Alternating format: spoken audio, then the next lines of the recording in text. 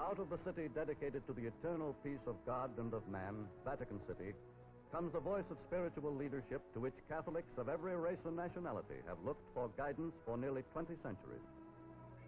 Today, as always, Pope Pius XII reiterates the Church's appeal for a social system which will put aside all those revolutionary theories which the Church considers subversive and which will base itself upon the Catholic ideals of order, progress, and justice established in the historic encyclicals of the present Pope's predecessors.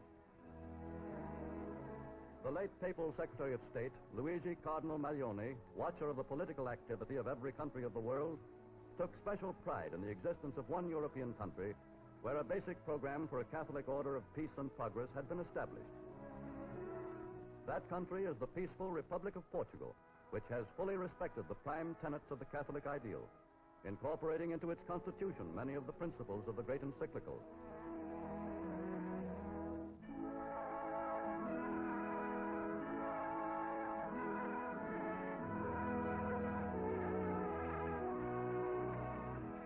While by law, Portugal's 7.5 million people enjoy freedom of religion, the voice of the Roman Catholic Church, in the person of the primate Manuel Gonçalves Cardinal Cerejera, is listened to with unfailing respect by his university classmate, Prime Minister Antonio de Oliveira Salazar, one-time candidate for the priesthood, who rescued Portugal from bankruptcy and in 1928 became its dictator.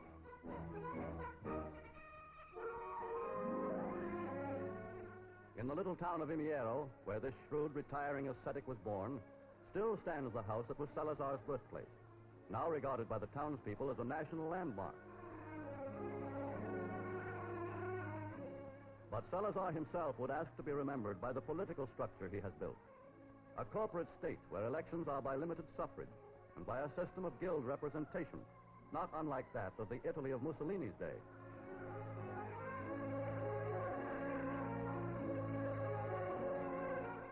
Portugal's government chose as its titular head an aging militarist, General Antonio Oscar de Fragoso Carmona, co-leader of the revolution, which in 1926 brought a new regime and eventually a new order to bankrupt Portugal and its poverty-stricken people. In Portugal, the basic unit of the state is the family. The right to vote is vested primarily in the head of the family. The individual exists socially and politically only as part of a group, as a member of his family, as a resident of his village, or according to the way he earns his living.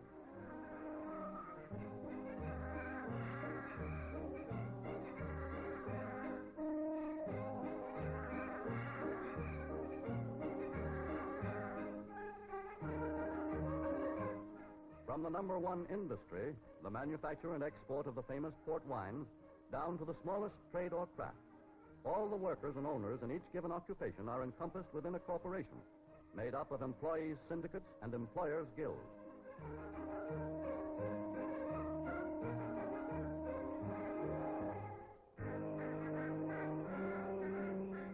Fishermen and peasants, the two most numerous classes, are similarly organized, and the Portuguese corporate state, since its inception, has been faced with the pressing problem of the betterment of their conditions, for decades notoriously bad.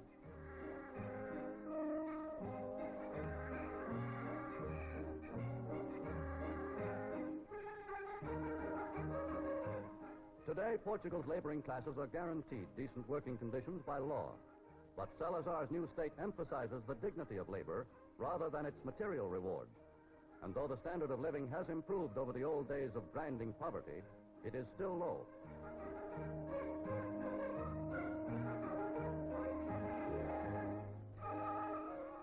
But though modern conveniences are few, food is plentiful. For 33% of Portugal's land is cultivated, and her climate makes the growing of crops and the raising of livestock comparatively easy. Thus, Portugal's food prices skyrocketed in World War II, owing to the needs of the belligerent nations.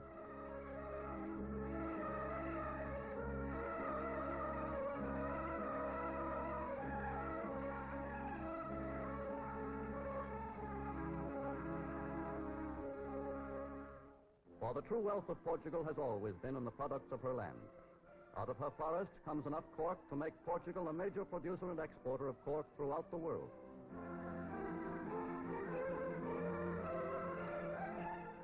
But the urgent demands of World War II made themselves felt throughout peaceful Portugal. Swiftly developed were Portuguese mineral resources, most essential of which for armaments manufacture was tungsten. Ancient wolframite deposits were forced to yield 3 times the amount of tungsten mined in pre-war years. And today, this metal, used in electrical equipment and high-speed steels, plays an important part in the industries of a mechanized age. Through this wartime development, there came to the rural Portuguese a new and quick source of income. Whole villages left their homes to prospect for this precious metal and to work the surface deposits by primitive methods, while their cattle and fields stood neglected.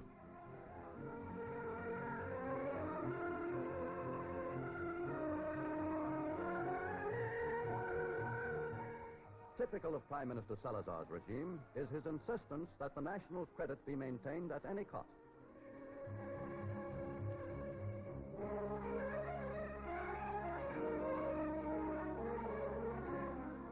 Thus, throughout Europe's war and reconstruction period, Portugal has carried on an extensive program of public works, providing employment for many thousands.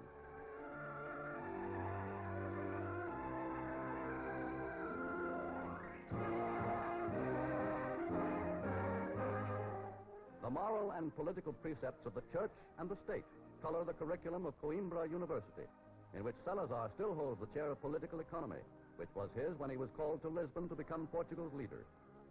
A center of Portuguese science and culture since the 13th century, the university was giving instruction in surgery as early as 1504.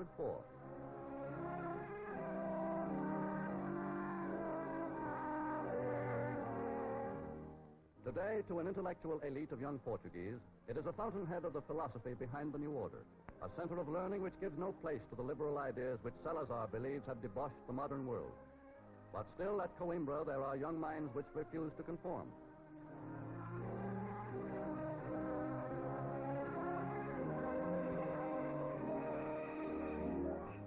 The new Portugal educates the mass of its people but little. Since 70% of the Portuguese were illiterate, the new schools founded were mainly kindergarten and primary. All children are being taught to take pride in their nation and its great past by such devices as a village, reproducing in miniature Portugal's historic buildings.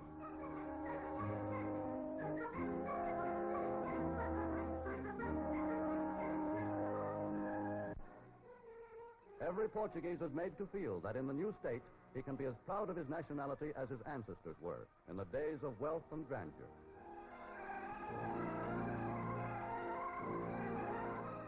Today, none forgets the story of Vasco de Gama's feats as an explorer, or the legend of a Portugal so powerful that a Pope of Rome divided the whole unknown world with one lordly line between Portugal and its rival Spain.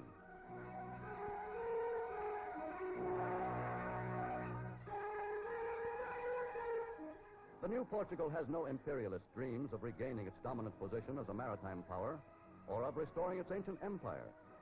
For its possessions in Africa and Asia, its islands in the South Pacific and North Atlantic, still form an empire 20 times bigger than the mother country, making Portugal 8th in size among the nations of the world.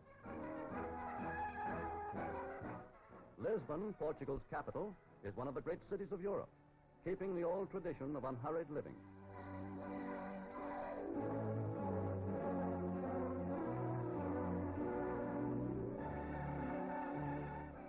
Newspapers from every major country of Europe, except Russia, keep Lisbon's polyglot population in touch with its neighbors.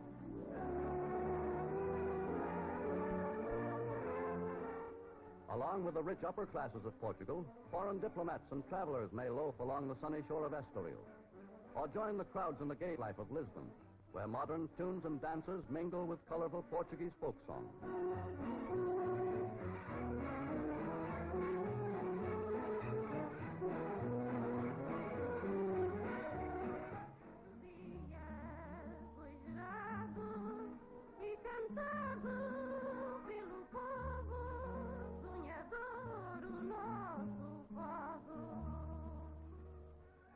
Playing no small part in this nightlife is the flourishing interest in opera and ballet.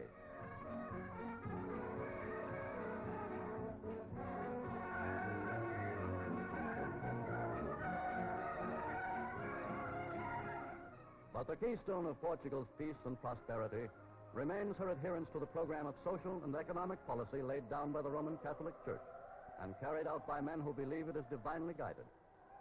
And it is with no lack of sincerity that the Portuguese render homage to that faith which has sustained them through many years of political unrest, and through the trying times when the rest of mankind was engaged in its desperate struggle for freedom. For in her own modest quest for security and internal peace, Portugal has regained, if not the grandeur, at least the dignity of her medieval past.